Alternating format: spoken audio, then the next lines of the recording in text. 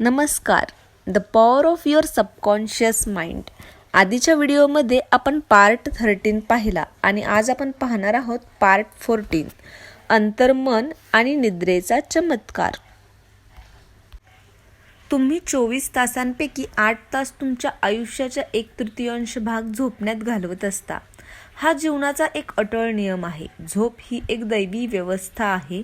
जेव्हा आपण गाढ निद्रेत असतो तेव्हा आपल्या कित्येक समस्यांची उत्तरं मिळत असतात. अनेक लोक युक्तिवाद करतात की तुम्ही दिवसभराच्या कामानं थकता म्हणून शरीराला विश्रांती देण्यासाठी झोपता आणि तुम्ही झोपेत असताना तुमच्या शरीराची झीज भरून निघते. ही एक मोठी चुकीची गैरसमज आहे. झोपेत कोणीही विश्रांती घेत नसतं. तुमचं हृदय, फुफ्फुस आणि सगळे महत्त्वाचे अवयव तुमच्या झोपेदरम्यानही कार्य करत असतात. पचन सुरू असतं व त्यातील पोषक द्रव्ये सर्व अंगांना पोहोचवली जातात. त्वचेला घाम येतो, नखं आणि केस वाढत असतात. अंतर्मन कधीच विश्रांती घेत नाही. ते कधीच झोपत नाही. ते नेहमी क्रियाशील असतं. सर्व महत्त्वाच्या प्रक्रियांना नियंत्रित करत असतं.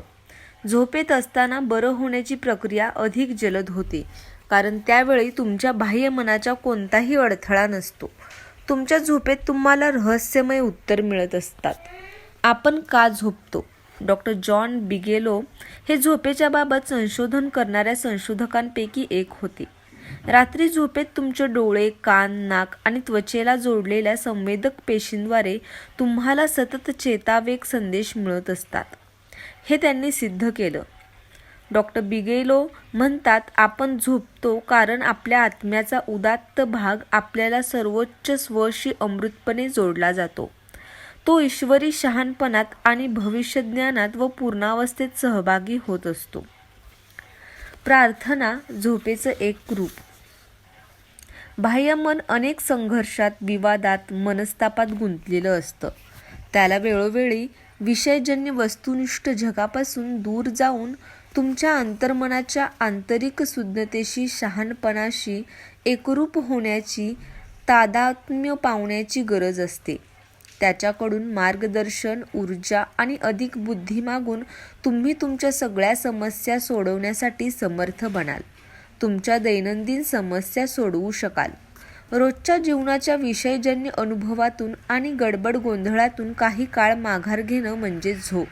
अशा वेळी तुम्ही बाह्य जगाच्या संवेदनांसाठी निष्क्रिय असता.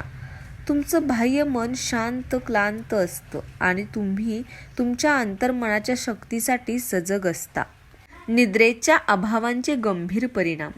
झोपेच्या अभावी तुम्ही चिडचिडे, लहरी, निराश आणि वैफल्यग्रस्त बनू शकता. निरोगी राहण्यासाठी प्रत्येक व्यक्तीला कमीत कमी 6 तासांची झोप आवश्यक असते. काहींना यापेक्षा अधिक झोपेची गरज असते. ज्यांना कमी झोप पुरेशी वाटते ते स्वतःला मूर्ख बनवत आहेत, असं नॅशनल असोसिएशन फॉर मेंटल हेल्थचे डॉक्टर जॉर्ज स्टीव्हन्सन म्हणतात. निद्रा प्रक्रिया व झोपेची कमतरता या गोष्टीचा अभ्यास करणाऱ्या वैद्यकीय संशोधकांनी असे दाखवून दिले आहे की नर्व्स ब्रेकडाऊनच्या काही केसेसमध्ये मनोविकृतीपूर्वी रोगी तीव्र निद्रानाशाने पीडित असतो. लक्षात घ्या, झोपेमुळे तुम्ही पुन्हा ताजेतवाने होत असता. जीवनात आनंद, जोश निर्माण होण्यासाठी पुरेशी झोप आवश्यक असते. तुम्हाला अधिक झोपेची आवश्यकता आहे. May be you need more sleep या रीडर्स डायजेस्टमधल्या एका लेखात रॉबर्ट फ्रब्रायन यांनी झोपेविषयी एका प्रयोगाची माहिती दिली आहे. वॉशिंग्टन DC इथल्या Walter read army institute of रिसर्चमध्ये 100हून अधिक लोकांना जवळपास 4 तास जागं ठेवलं. यामुळे स्वभावावर, व्यक्तिमत्वावर काय परिणाम होतो याचा त्यांनी अभ्यास केला. त्यातले निष्कर्ष नक्कीच गंभीर होते. अनेक प्रयोगांनी असं दिसून आलं की झोपेविना थकलेला मेंदू झोपेसाठी इतका व्याकुळ असतो की तो कशाचंही बलिदान देऊ शकतो. झोपेच्या अभावाच्या काही तासातच व्यक्तीला डुलक्या येऊ लागतात. एका तासात 3,000 ते 4,000 डुलक्या येतात. व्यक्तीला अशा डुलक्या येत असतात तेव्हा तिच्या डोळ्यांच्या पापण्या मिटल्या जातात आणि मेंदू लहरी मंदावतात. सुरुवातीला या डुलक्या फक्त सेकंदातल्या अल्प भागाइतक्या असतात, पण जसजसे जागं राहण्याचं प्रमाण वाढत जातं तसं डुलक्या सतत येऊ लागतात. त्या जास्त वेळ टिकतात, अगदी 2-3 सेकंदापर्यंत. अशा वेळी ती व्यक्ती विमान चालवत असली तरी ती डुलक्यांवर नियंत्रण ठेवू शकत नाही. निद्रा एक समुपदेशक. लॉस एंजेलिसमधील एक तरुणी सहसा माझी रेडिओवरील भाषणे ऐकत असते. तिला न्यूयॉर्क सिटीत तिच्या आताच्या पगाराच्या दुप्पट पगाराइतकी नोकरी आली होती. ही नवी नोकरी स्वीकारायची की नाही याचा निर्णय ती घेऊ शकत नव्हती. तिनं झोपी जाण्याअगोदर प्रार्थना केली. माझ्या अंतर्मनाला माहीत आहे की माझ्यासाठी काय उत्तम आहे. त्याची प्रवृत्ती जीवनाभिमुख असते. ते नेहमी योग्य निर्णय दाखवत असत. त्याच्या अशा उत्तराबद्दल त्याला धन्यवाद देते. झोप लागेपर्यंत ती प्रार्थना वारंवार म्हणाली. तिची प्रार्थना अंतर्मनाने स्वीकारली. सकाळी उठल्यावर तिला आतून जाणवलं की तिनं नोकरी स्वीकारू नये. तिनं तो प्रस्ताव नकारला. काही महिन्यानंतर कंपनीचं दिवाळं निघालं. बाह्यमन तथ्याच्या बाबत अचूक असू शकतं, तरीही अंतर्मनाच्या अंतःस्फूर्तीला त्या कंपनीच्या समस्यांबाबत समजलं होतं आणि त्या अंतःस्फूर्तीनं तिला योग्य संकेत दिला. अशा प्रकारे तुमचं अंतर्मन तुमच्या हितार्थ सतत झटत असतं. झोपेमुळे धोक्यापासून सुरक्षा. बऱ्याच वर्षापूर्वी मला पूर्व देशातून मुबलक पैसा देऊ करणारा एक प्रस्ताव आला होता. मी त्याबाबत काय करावं यासाठी मार्गदर्शन मिळावं म्हणून मी प्रार्थना केली. माझ्यातील असीम प्रज्ञा सर्व काही जाणते. दिव्य योजनेनुसार योग्य निर्णय कोणता हे मला सांगण्यात येत आहे. उत्तर माझ्या समोर येईल तेव्हा मी ते ओळखू शकेन. ही प्रार्थना वारंवार आळवत मी झोपी गेलो. त्या रात्री माझ्या स्वप्नात एक जुना मित्र आला. त्यानं माझ्यासमोर एक वर्तमानपत्र धरून सांगितलं, वाच या पहिल्या पानावरच्या बातम्या. जाऊ नकोस. त्या वर्तमानपत्राच्या मुख्य बातम्यांमध्ये सगळीकडे मोठ्या अक्षरात हिंसा, अव्यवस्था आणि युद्धाच्या बातम्या होत्या. हे सगळं अगदी काही काळच त्या भागात घडलं जिथून मला तो प्रस्ताव आला. तुमचं अंतर्मन सर्वज्ञ आहे. त्याला सर्व कळत असते. सहसा ते तुमच्याशी बोलत असतं, पण त्याचं म्हणणं तुमच्या बाह्यमनानं चटकन स्वीकारावं असा त्याचा आवाज असतो. ज्या स्वप्नाबाबत मी आत्ताच सांगितलं त्यानं अतिशय गंभीर परिस्थितीतून मला वाचवलं. माझ्या अंतर्मनाने ती धोक्याची सूचना माझ्या बाह्यमनाला विश्वासू व्यक्तीच्या रूपात दिली होती. काही लोकांना ही धोक्याची सूचना त्यांच्या स्वप्नात आईच्या माध्यमातून मिळू शकते. त्यांची आई त्यांना स्वप्नात येऊन अमक्या ठिकाणी जाऊ नको असं सांगून त्यामागचं कारणही सांगते. बऱ्याचदा तुमचं अंतर्मन तुम्हाला जागेपणीही अशी धोक्याची सूचना देत असतं. तुम्ही तुमच्या आईचा किंवा प्रिय व्यक्तीच्या आवाजासारखा आवाज ऐकला असं तुम्हाला जाणवतं. तुम्ही वळून पाहता की तो आवाज कुठून आला. नंतर तुम्हाला कळते की वरच्या खिडकीतून एक वस्तू थेट तुमच्या डोक्यावर पडली असती. तुमचं भविष्य तुमच्या अंतर्मनातच असतं. लक्षात घ्या, तुमच्या विचारसरणीमुळे तुमचं भवितव्य मनपटलावर आधीच तयार झालेलं असतं. पण प्रार्थनेनं तुम्ही भविष्यही बदलू शकता. एखाद्या राष्ट्राचं भवितव्य म्हणजे तिथल्या नागरिकांचं सामायिक अंतर्मन असतं. मला न्यूयॉर्क टाइम्सच्या मुख्य मथळ्यात युद्धाच्या बातम्या या युद्धापूर्वीच दिसल्या होत्या. युद्ध घडतं त्याआधी मनात, हल्ले होतात त्याआधी मानसिक स्तरावर. तुमच्या अंतर्मनात सर्व काही नोंदलं गेलंय. उद्याच्या, परवाच्या आणि अगदी पुढच्या महिन्यातल्या ही काही घटना. पण एका दृष्ट्या दिव्यदर्शीलाच त्या दिसू शकतात. तुम्ही प्रार्थना करायचे ठरवलं तर तुमच्यावर कोणतंही संकट कोसळू शकत नाही. अनिष्ट असं काहीच तुमच्यासोबत घडू शकत नाही.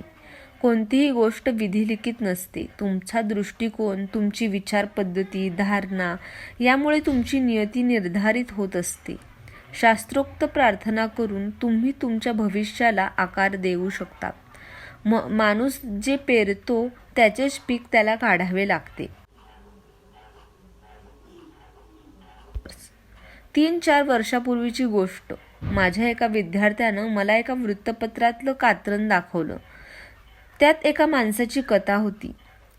या मनुष्याला एका मशीनचं डिझाईन करायचं होतं, पण काही केल्या ते सुचेना.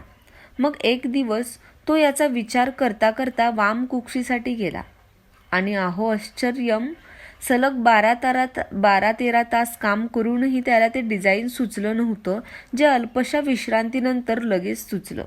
मग कंपनीनं त्याला $15,000 चेक भेट दिला. 5 मिनिटाच्या डुलकीनं त्याला $15,000 मिळाले. एका प्राध्यापकानं त्यांची समस्या झोपेत सोडवली. पेन्सिल्व्हानिया विद्यापीठात एक प्राध्यापक होते. त्यांच्या आठवणीतला एक अद्भुत अनुभव त्यांनी सांगितला. एका शनिवारी संध्याकाळी मी एक समस्या सोडवण्यात गुंतून गेलो होतो. कोण्या बॅबिलॉनियनच्या बोटाच्या अंगठीचे असावेत असे गोमेदाच्या 2 तुकड्यांचे रहस्य मी उलगडू शकत नव्हतो. साधारणतः मध्यरात्री थकून भागून मी अंथरुणावर पडलो. मला एक विलक्षण स्वप्न पडलं. निप्पूर शहरातील एका सडपतळ उंच 40च्या आसपास असलेल्या धर्मगुरूनं मला मंदिराच्या खजिन्याच्या कक्षात नेलं. ती एक छोटी बुटक्या छताची बिनखिडकीची जागा होती, जिथल्या जमिनीवर गोमेद आणि नीलमण्यांचे तुकडे विखुरलेले होते. धर्मगुरू पुढं म्हणाले, तू पान क्रमांक 22 व 26 वर ज्या 2 तुकड्यांना प्रकाशित केलं आहेस त्या वेगवेगळ्या अंगठ्या नाहीत. पहिल्या 2 अंगठ्या म्हणजे ईश्वराच्या मूर्तीच्या कानातील बाळ्या आहेत. तुझ्याजवळ असलेले 2 तुकडे म्हणजे त्या बाळ्यांचे भाग आहेत. जर तू त्यांना जोडून पाहिलं तर तुला माझं म्हणणं पटेल. मी ताबडतोब जागा झालो. त्या तुकड्यांची मी तपासणी केली. माझं स्वप्न सत्यात उतरलं. अंतर्मन आणि लेखक अक्रॉस द प्लेन नावाच्या पुस्तकात रॉबर्ट लुईस स्टीव्हन्सनने स्वप्नाबद्दल एक संपूर्ण प्रकरण लिहिलं आहे. तो स्पष्टपणे स्वप्न पाहत असे. रोज रात्री झोपताना त्यांच्या अंतर्मनाला काही विशिष्ट सूचना द्यायची त्याला सवय होती. तो त्याच्या अंतर्मनाला विनंती करायचा.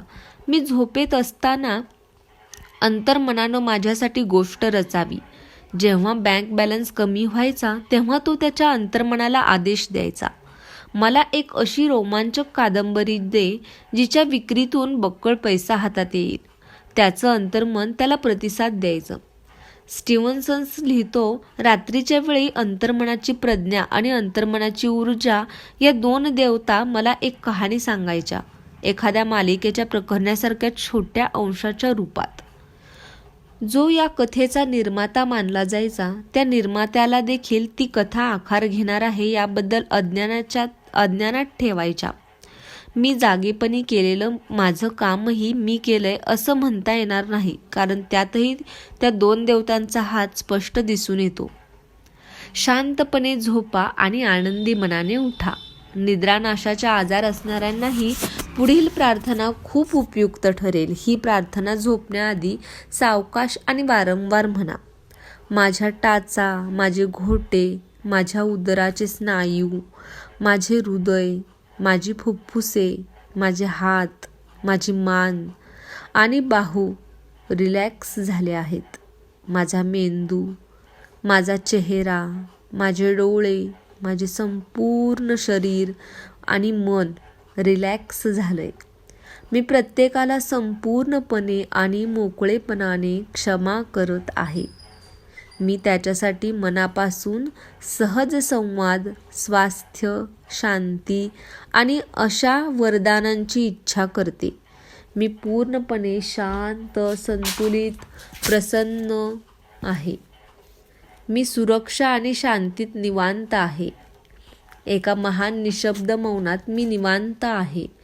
माझ्या संपूर्ण अस्तित्वावर परम शांतीचा वरदहस्त आहे. मला माझ्या अंतरंगात दैवी अस्तित्वांची जाणीव होत आहे. जीवन आणि प्रेमाची जाणीव मला स्वस्थ करत आहे. मी स्वतःला प्रेमाच्या उबदार पांघरुणात लपेटलंय. सर्वांविषयी माझ्या मनात सदिच्छा असून मी झोपी जात आहे. रात्रभर शांती माझ्याजवळ वास्तव्य करत आहे आणि सकाळी मी प्रेमानं ओतप्रोत असेन. मला कोणत्याच आपत्तीचं भय नाही, कारण तू माझ्यासोबत आहेस. मी शांतपणे झोपतो, मी आनंदासह उठतो आणि मी त्या दैवी अस्तित्वात जगतो, वावरतो आणि माझे पूर्ण अस्तित्व त्यात विसावलं आहे. निद्रेच्या अद्भुत आश्चर्याचा आनंद घेण्यासाठी आवश्यक तंत्रांचा सारांश. वेळेवर जाग येईल का अशी शंका असल्यास झोपेपूर्वी अंतर्मनाला उठवण्याची नेमकी वेळ कळवा. 2. अंतर्मन सदैव सक्रिय असतं. तुमच्या शरीरातील सर्व कार्य प्रक्रिया अंतर्मनच नियंत्रित करतं. झोपण्यापूर्वी स्वतःला, इतरांना आणि सर्वांना मोठ्या मनानं क्षमा करा. 3. निद्रेत किंवा स्वप्नात तुम्हाला मार्गदर्शन मिळू शकतं. निद्रेत रोगमुक्तीचे तरंगही तयार होतात. सकाळी उठताच तुम्हाला ताजतवानं, अगदी पुनर्जन्मासारखं वाटेल. 4. दिवसभराच्या संघर्षाने आणि चिंतेने शिणून गेल्यावर तुमच्या मनानं विचारचक्र स्थिर करा. अंतर्मनात असलेल्या शहाणपणाबद्दल विचार करा. ते तुम्हाला प्रतिसाद द्यायला सदैव तत्पर असतं. तुम्हाला शांती, ऊर्जा आणि आत्मविश्वास येईल. मनशांतीसाठी आणि शरीर स्वास्थ्यासाठी निद्रेची आवश्यकता असते. झोपेच्या अभावी चिडचिडेपणा, हताश आणि मानसिक आजार उद्भवू शकतात. तुम्हाला 8 तासांची झोप आवश्यक असते. 6. नर्व्स ब्रेकडाऊनच्या आधी कधीकधी रोगी निद्रानाशाने पीडित असतो. 7. तुम्ही झोपेत आध्यात्मिक स्तरावर ताजेतवाने होता. आनंद, जोश भरण्यासाठी पुरेशी झोप आवश्यक असते. 8. थकलेला मेंदू झोपेसाठी जेव्हा बेचैन होतो तेव्हा झोपेसाठी कशाचंही बलिदान द्यायला तो तयार होतो. वाहन चालवताना डुलकी लागल्यास मोठे अपघात घडतात. 9. झोपेअभावी आपली स्मृती घटते. विविध क्रियांमध्ये समन्वय साधता येत नाही असे लोक गोंधळलेले, सैरभैर असतात. 10. झोपण्यापूर्वी ठामपणे म्हणा की माझ्या अंतर्मनाची असीम प्रज्ञा तुम्हाला मार्ग दाखवत आहे. झोपेत तुम्हाला उत्तम मार्गदर्शन लाभतं. 11. अंतर्मनावर अढळ विश्वास ठेवा. अंतर्मनाची प्रवृत्ती जीवनाभिमुख असते. अंतर्मन स्वप्नांद्वारे तुमच्या समस्यांचं उत्तर देऊ शकतं. 12. भविष्य हे तुमच्या मनातच आहे. ते तुमच्या विचारपद्धतीवर अवलंबून असतं. विश्वास ठेवा की असीम प्रतिभा तुम्हाला मार्ग दाखवत आहे. सर्व काही उत्तम घडणार आहे. तुमचं भविष्य उज्ज्वल आहे. सर्वोत्तमाची अपेक्षा बाळगा, मग तुम्हाला सर्वोत्तमच प्राप्त होईल. 13. कादंबरी, पुस्तक, लेखन, संशोधन असं कोणतंही कार्य करत असाल तर झोपण्यापूर्वी अंतर्मनाशी संवाद साधा. माझं अंतर्मन मला प्रतिभा व मार्गदर्शन देत आहे. आता नक्कीच चमत्कार घडतील. धन्यवाद. माझा आजचा व्हिडिओ तुम्हाला कसा वाटला मला हे कमेंटद्वारे नक्की सांगा आणि माझ्या चॅनलला लाईक, शेअर आणि सबस्क्राईब करा.